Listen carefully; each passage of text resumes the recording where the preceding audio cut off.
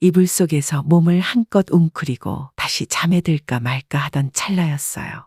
갑자기 삐삐삐하고 현관문에서 비밀번호 입력 소리가 들리는 겁니다. 급히 옷매무새를 다듬고 긴장된 마음으로 방문을 바라보는데 그 문이 벌컥 열리더니 며느리가 들어오더라고요. 오늘 급한 일이 있어서 주원이 좀 맡기려고 왔어요. 비밀번호는 아들이 알려줬겠지만 이렇게 허락도 없이 막 들어오는 건 도대체 무슨 예의인가 싶더라고요. 그동안 연락도 없이 막무가내로 쳐들어와서는 애만 덜렁 놔두고 가도 다 이해했어. 그런데 내가 이해하면 안 되는 일을 그동안 이해해 준 것 같다. 내가 너희 편리하게 공짜로 쓰라고 있는 보모는 아니잖아. 앞으로 이유식도 스스로 만들어 먹이고 주말에는 너희가 알아서 해. 안녕하세요. 부엌사연 구독자 여러분. 저는 청주에서 살고 있는 67의 이난이입니다. 딸 하나 아들 하나 두 자식을 키워낸 평범한 엄마예요.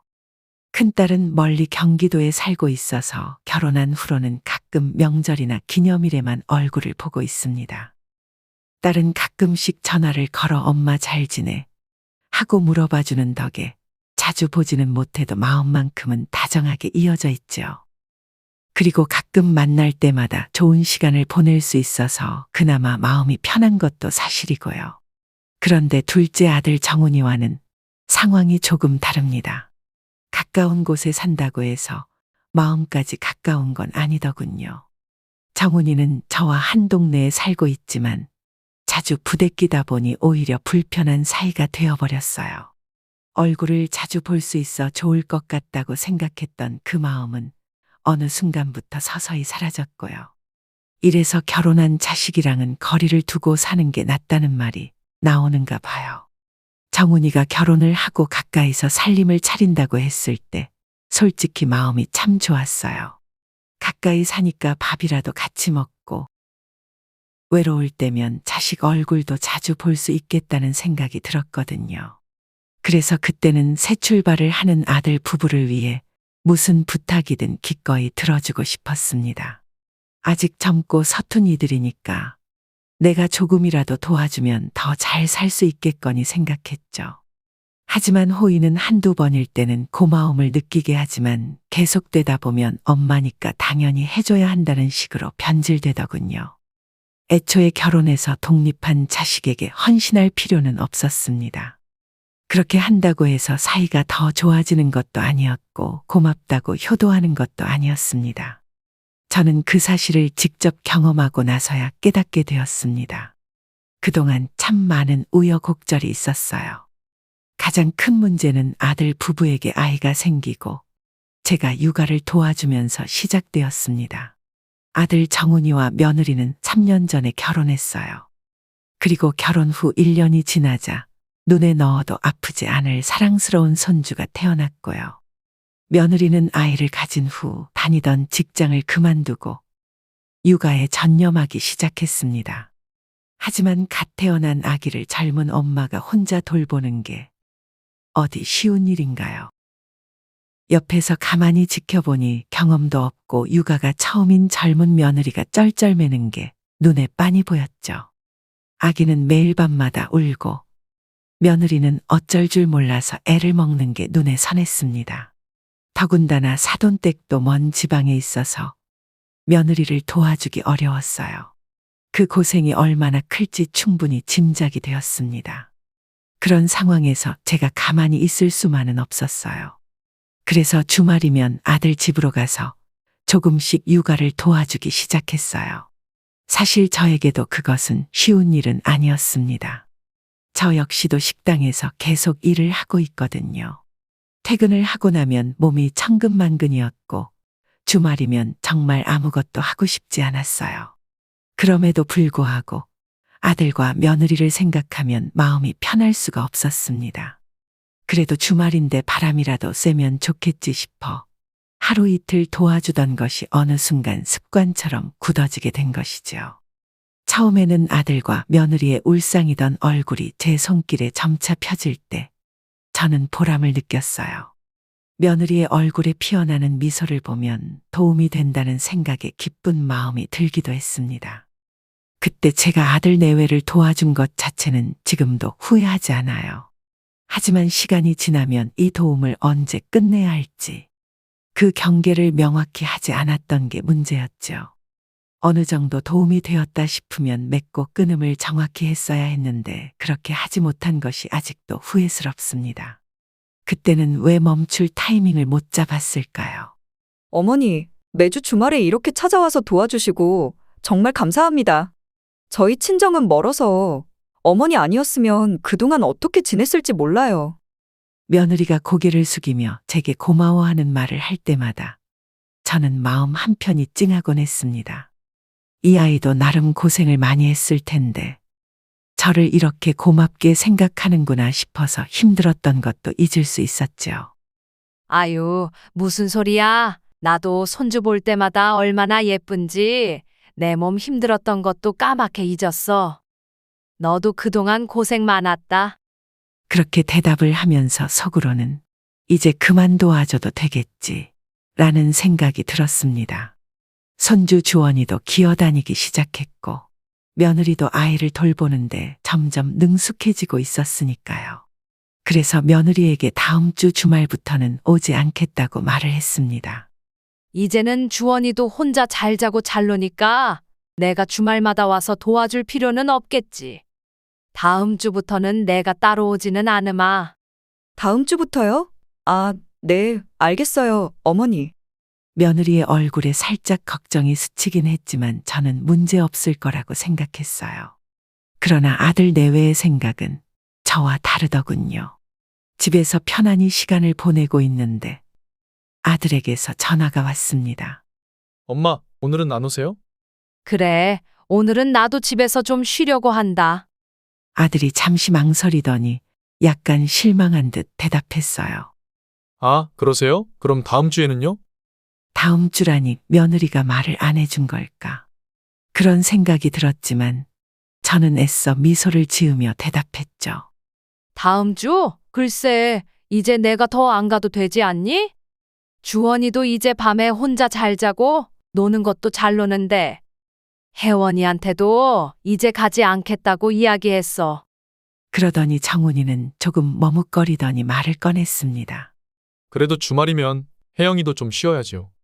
아이고, 나도 이제 쉬어야지. 엄마도 평일에는 식당에서 일하잖아. 허리도 아프고 손목도 아프다. 앞으로는 주말에 네가 좀 더 많이 도와줘. 정훈이는 제 말에 아쉬운 기색이 역력했지만 더는 억지로 부탁하지는 않았어요. 그리고 결국 저는 그날 전화를 끊고 나서야 비로소 주말을 온전히 저를 위해 쓸 수 있게 됐습니다. 그렇게 몇 주가 지나고 아들 내외가 저 없이도 잘 지내나 싶어서 한결 마음이 편해졌죠. 하지만 그 평화는 오래가지 않았습니다. 어느 날 며느리에게서 전화가 왔어요. 아들과 며느리가 번갈아가며 전화를 하니 불길한 기운이 스쳤지만 별일 아니라 생각하며 전화를 받았죠. 혜영아, 무슨 일이니? 주원이는 잘 있고? 네, 어머니, 잘 지내고 있어요. 그런데 주원이가 요즘 고기를 통 안 먹어서요. 예전에 어머니가 만들어주셨던 이유식은 잘 먹었는데. 아이고, 그래? 내가 알려준 대로 만들었어? 네, 알려주신 대로 만들었는데도 잘 안 먹네요. 그 말에 저는 또 마음이 흔들렸습니다. 결국은 며느리에게 이렇게 말하고 말았죠. 그래, 그럼 내가 좀 만들어줄까? 정말요? 그렇게 해주시면 너무 감사하죠. 미안해하며 부탁하는 며느리의 목소리에 저는 흔쾌히 해주겠다고 대답했어요. 이후로는 이유식을 몇 번 만들어 주었고 때로는 재료를 사다 주기도 했죠. 하지만 한두 번으로 끝날 줄 알았던 부탁은 좀처럼 끝나지 않았습니다. 점점 며느리의 요구는 자연스러운 일처럼 굳어지기 시작했어요. 어머니, 이번 주에는 새우랑 브로콜리 넣은 이유식 좀 만들어주세요. 그리고 양파도 요즘 맛있다니까 양파를 갈아서 넣어주시면 좋겠어요. 이번 주에도 아직도 너가 만든 건 주원이 입맛에 안 맞니? 네, 제가 만든 건 잘 안 먹어요. 할머니 손맛이 최고죠 뭐. 주원이 아빠랑 토요일 오전에 찾으러 갈게요. 저는 그 말을 듣고 전화기를 내려놓자마자 깊은 한숨이 나왔습니다. 며느리는 이제 더 이상 미안한 기색도 없이 요구를 하고 있었고, 저도 그런 변화가 조금은 서운했어요. 이제는 이유식을 만들어주는 것이 당연한 일처럼 느껴지는 상황이 어쩐지 조금씩 저를 무겁게 만들기 시작했습니다. 이렇게 계속되는 게 맞나 싶었죠. 그렇게 아들과 며느리는 주말마다 저희 집에 찾아와 제가 만들어 놓은 이유식을 몇 달간 가져갔어요. 그리고 시간이 조금 더 흐르자 손주를 집에 맡기고 나가는 날들이 생기기 시작했습니다. 엄마, 혹시 이번 주말에 주원이 좀 봐줄 수 있어요? 손자를 봐달라는 아들의 부탁은 아이가 돌이 지났을 무렵부터 시작되었어요. 처음에 아들의 목소리는 조심스러웠습니다. 그동안 아이를 맡긴 적이 없으니 아들도 이런 부탁이 쉽지 않은 일이라는 것은 알고 있는 듯 했죠. 저희가 이번 주에 결혼기념일이라 가까운데 여행이라도 다녀오고 싶어요. 그런데 아무래도 아기는 데리고 가기 힘들잖아요. 아기가 있으면 제약이 많으니까. 말끝을 흐리며 아들이 저희 반응을 기다리는 모습이 눈에 선했어요.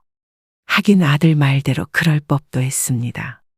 애가 있으면 무엇이든 아기 중심으로 해야 하니까요. 그래도 아직 신혼이고 결혼 기념일이라는데 그 부탁을 거절하기는 어려웠습니다. 그래서 저는 알았다고 했습니다.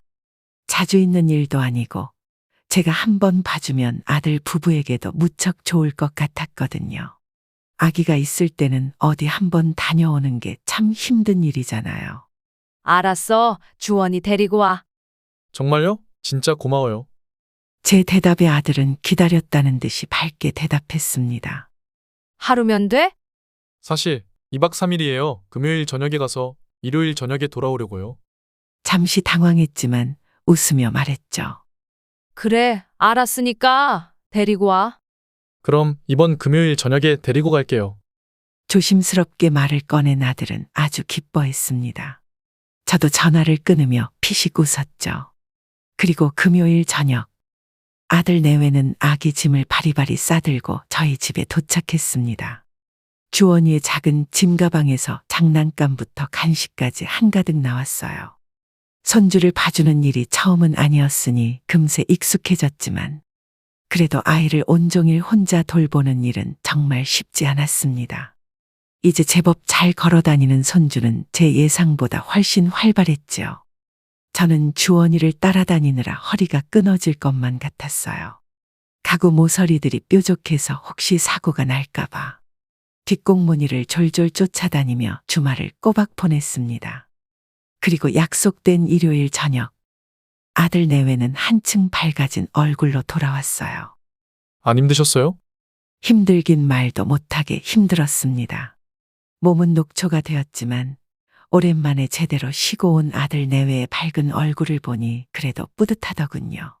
그래도 지낼 만했다. 잘 놀다 왔어? 네, 모처럼 정말 좋은 시간 보냈어요. 오랜만에 해방된 것 같아요. 그래, 가끔 이렇게 봐줄게. 나중에 또 여행 갈 일 있으면 말해라. 그 말을 뱉고 나서 속으로 아차 싶긴 했습니다. 그래도 손주가 아직 이렇게 어린데 앞으로 맡기면 얼마나 맡길까 싶었어요. 그러나 그때는 몰랐습니다. 그 말이 나중에 어떤 결과를 가져오게 될지 말이죠.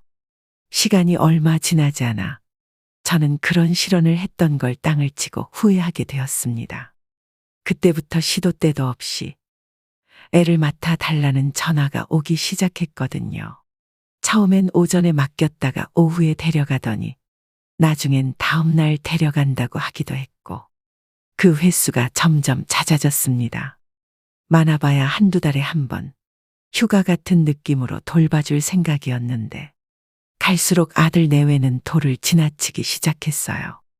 나중에는 저에게 따로 연락도 하지 않고 당연한 듯이 아이를 맡기러 오기 시작했죠. 잠시 주목해 주세요. 부엌사연에서 부여의 농부님들이 지난 1년간 정성으로 키워낸 제철밤을 소개합니다. 손바닥 안에 가득 차는 커다란 특과도 준비되어 있고요. 군밤 간식으로 즐기면 달달하고 포근한 맛이 정말 별미예요. 부엌사연 부여밤은 쿠팡과 네이버에서 만나보실 수 있습니다. 그러다 드디어 황당한 사건까지 발생했습니다. 그날 아침은 참 이상하게 시작됐어요. 전날부터 몸살 기운이 돌더니 아침까지도 몸이 무겁고 지끈거렸거든요. 그래서 오랜만에 조금 늦게까지 침대에 누워있고 싶었죠. 이불 속에서 몸을 한껏 웅크리고 다시 잠에 들까 말까 하던 찰나였어요. 갑자기 삐삐삐 하고 현관문에서 비밀번호 입력 소리가 들리는 겁니다. 저는 꿈인가 싶어서 눈을 꼭 감고 있었지만 다시 한번 같은 소리가 들리더라고요. 그 순간 심장이 쿵 내려앉는 느낌이었어요. 아니, 이게 무슨 소리야? 누가 온 거야? 혼란스러웠죠. 저는 자리에서 벌떡 일어났습니다. 무슨 큰일이라도 난 줄 알았어요. 급히 옷매무새를 다듬고 긴장된 마음으로 방문을 바라보는데 그 문이 벌컥 열리더니 며느리가 들어오더라고요. 품에 주원이를 안고 말이죠. 제 머릿속은 새하얘졌습니다. 어머니, 주무시고 계셨어요? 며느리가 별 다른 표정 없이 인사를 건네더군요. 저는 그 말을 듣고 잠시 멍하니 며느리를 바라봤어요. 이게 무슨 상황이지? 이 아침에 대체 왜 이렇게 갑자기 나타난 거지? 머릿속에서 온갖 생각이 오갔죠. 아니, 아침부터 웬일이냐? 제 목소리는 놀람을 감추지 못한 채 떨리고 있었습니다. 시계를 보니 오전 9시가 조금 넘었더라고요. 물론 보통 때라면 괜찮은 시간이었지만 전날부터 몸이 아팠던 저로서는 조금 늦게까지 쉬고 싶었던 시간이었어요. 하지만 며느리는 제 얼굴을 바라보지도 않은 채 바쁜 몸짓으로 아랑곳하지 않고 대답했습니다. 오늘 급한 일이 있어서 주원이 좀 맡기려고 왔어요. 손주를 침대에 내려놓으며 무심하게 말하더군요. 그 순간 저는 아무 말도 못하고 그냥 며느리를 바라볼 수밖에 없었어요. 정말 어이가 없어서. 비밀번호는 아들이 알려줬겠지만 이렇게 허락도 없이 막 들어오는 건 도대체 무슨 예의인가 싶더라고요. 이제는 저도 모르는 사이에 그저 쉬운 시어머니가 되어버린 건가 하는 생각도 들었어요. 제가 그동안 편하게 해줬던 것이 결국 이렇게까지 이어진 것 같았습니다. 그동안 며느리와 아들이 아이를 봐주면 고마워할 줄 알았는데 이제는 마음대로 다뤄도 되는 사람이 된 듯한 기분이 들더군요. 저 그럼 가볼게요. 며느리가 아이를 침대에 놓고 뒤돌아 나가려고 하니 저도 퍼뜩 정신을 차리고 다급한 목소리로 물었습니다. 주원이는 언제 데리고 가려는 거니? 갑작스러운 상황에 당황해서 묻긴 했지만 사실 이런 말조차 해야 한다는 게 기가 막혔어요. 며느리는 저를 돌아보며 대답했습니다. 이따가 주원이 아빠가 연락드릴 거예요. 전 급해서 먼저 가볼게요. 그럼 쉬세요. 그리고는 문을 쿵 닫고 나가버렸습니다. 아이와 덩그러니 둘만 남겨진 저는 황망함에 한동안 말을 잃고 말았습니다. 무슨 이런 경우가 다 있나 싶었죠. 손주를 자꾸 봐달라고 해서 얼마 전에 몇 번 거절했더니 연락도 없이 집에 함부로 들어와서 막무가내로 아이를 맡기고 나가버리는 신박한 방법을 터득한 듯했어요. 남겨진 주원이는 혼자서 무엇이 그리도 신이 나는지 양팔을 신나게 흔들며 소리를 지르고 있었습니다. 방긋 웃는 입가에는 침이 한가득이었어요. 저는 손수건으로 아이 입가를 닦으며 허탈하게 중얼거렸죠. 너희 엄마 아빠는 또 어딜 그렇게 바쁘게 가는 거니? 저는 아이를 안고 중얼거리며 거실로 나왔습니다. 아들과 며느리가 본격적으로 손주를 맡기기 시작한 뒤로 저희 집에는 항상 아이 물건이 가득 쌓여 있었어요. 거실에는 장난감이 굴러다녔고 식탁 위에는 아이 간식과 영양제가, 냉장고에는 이유식 재료가 한가득이었습니다. 아마 모르는 사람이 보면 제가 아이를 키우는 줄 알 정도였어요. 평일에는 시간이 날 때마다 이유식을 만들고 주말에는 여전히 손주를 돌보고 있으니 어느 순간 손주가 어릴 때 주말마다 아들 집에 가서 도와줬던 시절과 똑같은 생활이 되어 있었죠. 주말에 약속이 있는 날도 어김없이 아들과 며느리는 손주를 맡기러 왔습니다. 오랜만에 친구들과 점심을 함께 하기로 한 날, 오전부터 외출할 채비를 하고 있는데 또 익숙한 소리가 들리더군요. 현관문 비밀번호를 누르는 소리였죠. 순간 머릿속이 멍해졌습니다. 설마 했는데 역시나 아들과 며느리가 손주를 안고 거실로 당당하게 들어오더군요. 엄마, 저희 왔어요. 아들은 밝게 웃으며 손주를 제 앞으로 내밀었습니다. 제가 무슨 말을 꺼내기도 전에 며느리는 짐가방을 내려놓고 다시 현관으로 나가 있었어요. 오늘 저희 일정이 있어서 주원이 좀 부탁드릴게요. 저는 배려심이라고는 눈꼽만큼도 찾아볼 수 없는 아들 내외에게 슬슬 짜증이 나기 시작했습니다. 그래서 조금 강경한 목소리로 말을 했죠. 정훈아, 엄마 오늘은 친구랑 약속이 있어서 주원이를 돌봐주기가 좀 어려워. 그러자 제 말이 끝나기도 전에 아들의 얼굴이 굳어졌어요. 그러더니 오히려 언성을 높이며 말하더군요.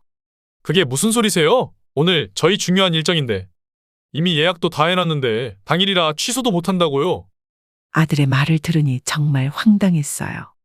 주말에는 마치 제가 손주 담당이라도 된 듯 말하는 정훈이를 보니 가슴이 답답하더군요.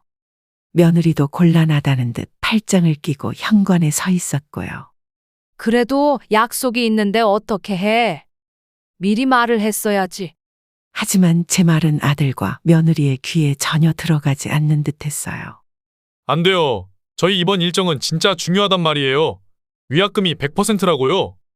그 돈이 다 얼만데. 아니, 엄마, 약속이 있으면 미리 말을 하셨어야지요. 너 도대체 무슨 소리를 하는 거야? 네가 먼저 연락을 했어야지. 가슴 한가운데가 콱 막히는 듯했습니다. 아들과 며느리가 제 얼굴만 쳐다보며 어쩔 줄 몰라 하니 저도 어떻게 해야 할지 모르겠더군요. 그러자 며느리도 사정을 하기 시작했어요. 어머니, 저희가 정말 곤란해서 그래요. 다음에는 꼭 먼저 연락드리고 올게요. 그러니까 제발 이번 한 번만 부탁드려요. 두 사람이 그렇게 사정을 하니 결국 저는 고개를 끄덕일 수밖에 없었습니다. 알았다. 이번 한 번만 봐줄게. 그렇게 말하면서도 제 안에는 서운함이 더 크게 자리 잡는 걸 느꼈습니다. 집을 나설 준비를 했던 그 설렘이 사라지고 대신 손주를 돌봐야 한다는 현실만 남았어요. 친구들과의 약속은 다음을 기약하며 어쩔 수 없이 취소했죠. 하지만 다음에는 꼭 연락을 하고 온다는 말과는 다르게 아들과 며느리는 그 뒤로도 몇 번이나 아무런 연락도 없이 찾아와 손주를 두고 재빨리 집을 빠져나갔어요. 그럴 때마다 저는 어린 손주를 도로 돌려보낼 수 없어 울며 겨자 먹기로 아이를 돌보곤 했습니다. 그렇게 불만이 차곡차곡 쌓여가던 중 저의 화는 예상치 못한 곳에서 터져버리고 말았습니다. 평소에는 아들 집에 가는 일이 드문 저였지만 그날은 사정이 있어 제가 만든 반찬과 이유식을 직접 가져다 주기로 했죠.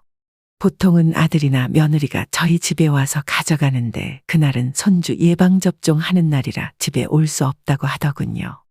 저는 무거운 반찬 가방을 들고 끙끙대며 아들 집 앞에 도착했습니다. 집에 아무도 없을 거라고 해서 제가 알고 있던 비밀번호를 눌렀죠. 예전에 이 집을 오가며 손주를 돌봐줄 때 자연스럽게 알게 되었거든요.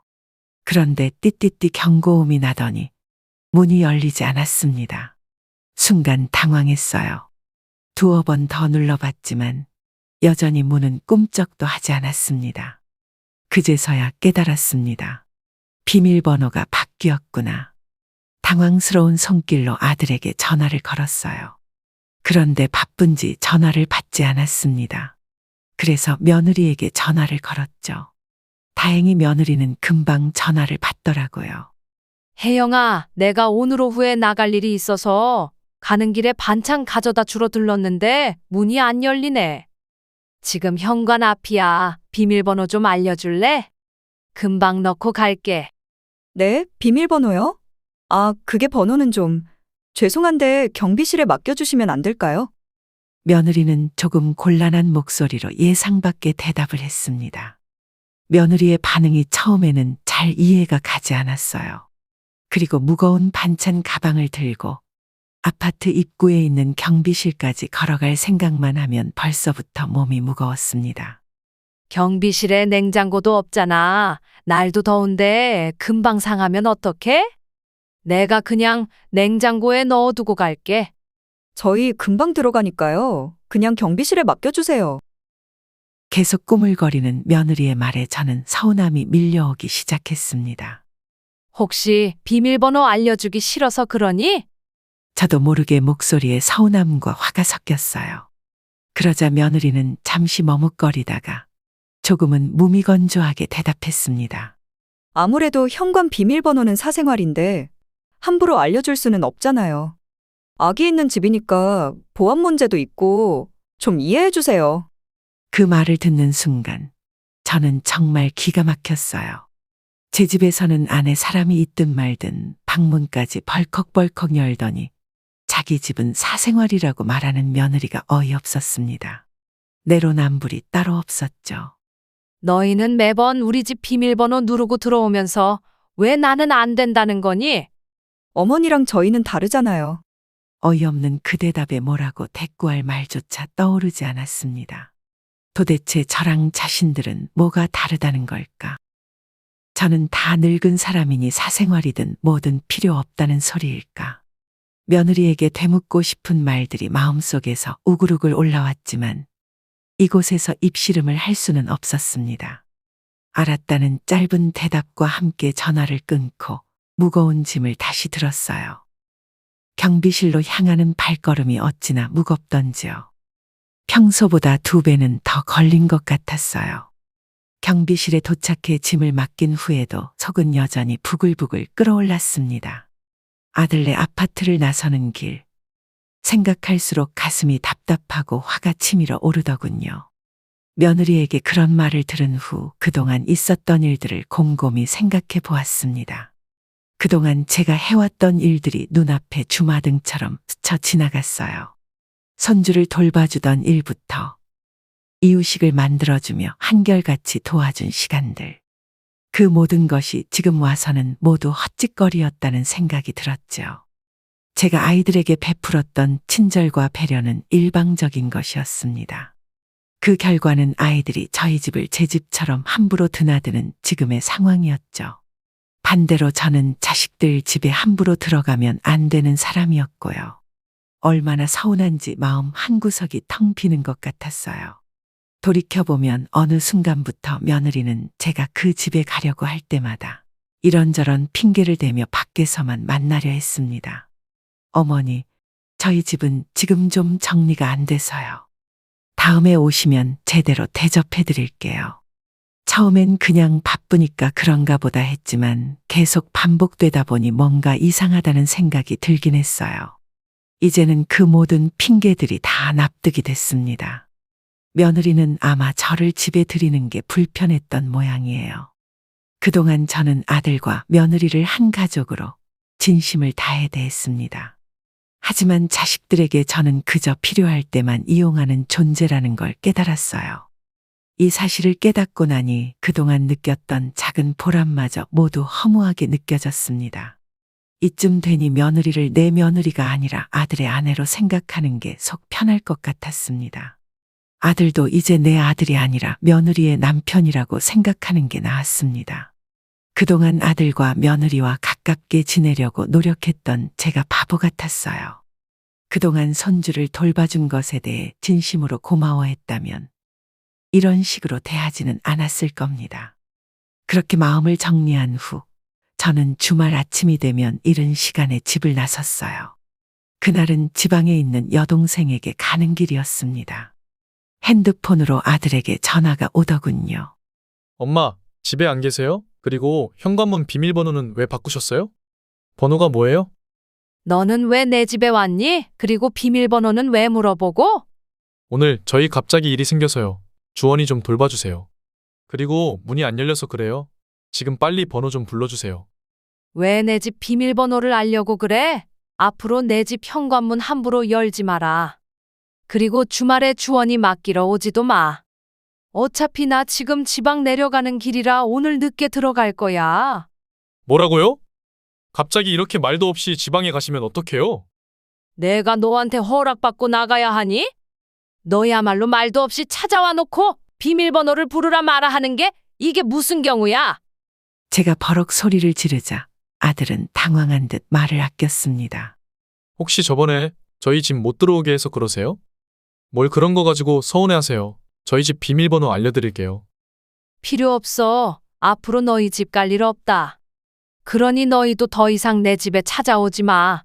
네 자식은 니들이 돌보고. 엄마, 갑자기 이러시면 어떡해요? 안 그래도 처갓집이 멀어서 도움받을 사람은 엄마밖에 없는데. 그래, 나도 그렇게 생각해서 그동안 바보같이 열심히 도왔지. 그런데 그렇게 도와주니 그게 당연한 것 같아? 너희는 어떻게 그렇게 고마운 줄도 모르고 예의도 모르고 어쩜 그렇게 너희 편한 대로만 해? 고마운 줄 모르긴요. 항상 고맙게 생각하죠. 그렇게 말씀하시면 서운해요. 그동안 연락도 없이 막무가내로 쳐들어와서는 애만 덜렁 놔두고 가도 다 이해했어. 그런데 내가 이해하면 안 되는 일을 그동안 이해해 준 것 같다. 내가 그동안 잘못한 일이니 너희도 앞으로 그렇게 알고 나한테 애 맡길 생각은 하지도 마. 내가 너희 편리하게 공짜로 쓰라고 있는 보모는 아니잖아. 앞으로 이유식도 스스로 만들어 먹이고 주말에는 너희가 알아서 해. 애를 데리고 놀러 다니든지 아니면 애가 더 크면 놀러 다니든지 하라고. 손자 좀 봐줄 수 있지. 무슨 말을 그렇게 해요? 주말에 그냥 같이 있으면서 밥만 차려주면 되는데 그게 뭐가 그렇게 힘들다고 이렇게 싫어하세요? 그 쉬운 일을 왜 너희는 직접 못해? 쉬운 일이면 앞으로 너희가 돌보고 이유식도 만들어 먹여. 앞으로는 반찬 해다 주는 일도 없을 거다. 며느리가 옆에서 당황한 목소리로 뭐라고 이야기하더군요. 이번만큼은 저 역시 한 걸음도 물러날 생각이 없었습니다. 그동안 아이들이 몇 번이나 무리하게 굴었어도 저는 참아왔어요. 어린 손주의 얼굴을 봐서라도 참아왔죠. 하지만 더 이상은 아니었습니다. 매번 말로만 죄송하다 고맙다고 하면서 행동은 하나도 바뀌지 않는 아들 내외가 괘씸했어요. 엄마, 그럼 주원이 오늘 어떻게 해요? 저희 오늘 진짜 중요한 일정인데. 언제는 안 중요한 일정이 있었니? 너희들이 너희 아이를 어떻게 하든 그건 알아서 해결해야 할 문제지. 왜 나한테 계속 의지해? 더 이상 말해봤자 아무 소용도 없다. 전화 끊어. 아들과 며느리는 함께 뭐라고 말을 더 이었지만 저는 더 이상 듣지 않고 전화를 끊었습니다. 그 순간 마음이 이상하게도 가벼워졌어요. 그동안 아들 부부의 요구에 휘둘리며 살아왔던 시간들이 주마등처럼 스쳐 지나갔죠. 그동안은 아들 내외가 힘들어할까봐, 손주가 불편할까봐 늘 제가 먼저 나서서 도와주고 챙겼는데 이제 더는 그렇게 하지 않겠다고 굳게 다짐했습니다. 칠순을 코앞에 둔 제가 언제까지 아들 뒤치다꺼리를 하며 살 수는 없잖아요. 내가 너무 오래 참았구나. 그 생각이 들자 서운함이 조금 남았지만 그보다는 홀가분한 기분이 더 크게 다가왔습니다. 앞으로는 내 시간과 내 삶을 우선으로 하겠다는 결심이 저를 편안하게 만들었어요. 이번 일을 겪으며 저는 중요한 깨달음을 얻었습니다. 아무리 가까운 사람이라도 나 자신을 잃어가며 상대방의 요구에 맞출 필요가 없었어요. 그리고 그런 관계는 진정한 관계가 아니라는 사실을 깨달았죠. 상대를 위한다는 마음으로 계속 양보하고 배려하다 보면 어느 순간 그 배려가 당연해지고 나를 위한 공간은 사라지게 되더군요. 사람은 누구나 자신만의 경계를 지켜야 한다는 걸 이제야 알게 됐습니다. 그 경계는 상대를 밀어내는 것이 아니라 오히려 관계를 더 건강하게 만드는 중요한 기준이죠. 그동안 저는 어머니로서 가족을 위해 헌신하는 것이 당연하다고 여겼어요. 그런데 이제는 그 헌신이 무조건적일 필요는 없다는 걸 깨달았습니다. 아무리 가족이라도 서로의 삶과 시간을 존중해주지 않으면 그 관계는 결국 한쪽으로만 기울어질 수밖에 없으니까요. 이제 주말마다 손주를 돌보며 시간을 쪼개는 대신 제 자신을 위한 시간을 가질 수 있겠다는 생각에 마음 한구석이 풀어졌습니다. 아들 내외에게 무작정 맞추기만 하던 시간이 끝나고 제 인생도 이제 다시 시작될 수 있다는 생각이 들었어요. 오늘 제 사연은 여기까지입니다. 혹시 저와 비슷한 경험을 하신 분이 계시다면 제 이야기가 조금은 도움이 되었으면 좋겠네요. 저처럼 어리석은 실수를 반복하지 않길 바랍니다. 그럼 지금까지 제 이야기에 귀 기울여 주셔서 감사해요. 오늘도 평온한 하루 보내세요. 잠시 주목해 주세요. 부엌사연에서 부여의 농부님들이 지난 1년간 정성으로 키워낸 제철밤을 소개합니다. 손바닥 안에 가득 차는 커다란 특과도 준비되어 있고요. 군밤 간식으로 즐기면 달달하고 포근한 맛이 정말 별미예요. 부엌사연 부여밤은 쿠팡과 네이버에서 만나보실 수 있습니다. 오늘 사연 어떻게 들으셨나요? 이번 이야기가 구독자분들에게 따뜻한 위로가 되었으면 좋겠습니다. 이번 사연을 듣고 느끼신 점이 있다면 댓글로 허심탄회하게 의견을 나눠주세요. 부엌사연은 여러분의 구독과 좋아요 그리고 댓글로 유지됩니다. 앞으로 더 좋은 사연으로 찾아뵐 수 있도록 많은 도움을 부탁드려요. 감사합니다.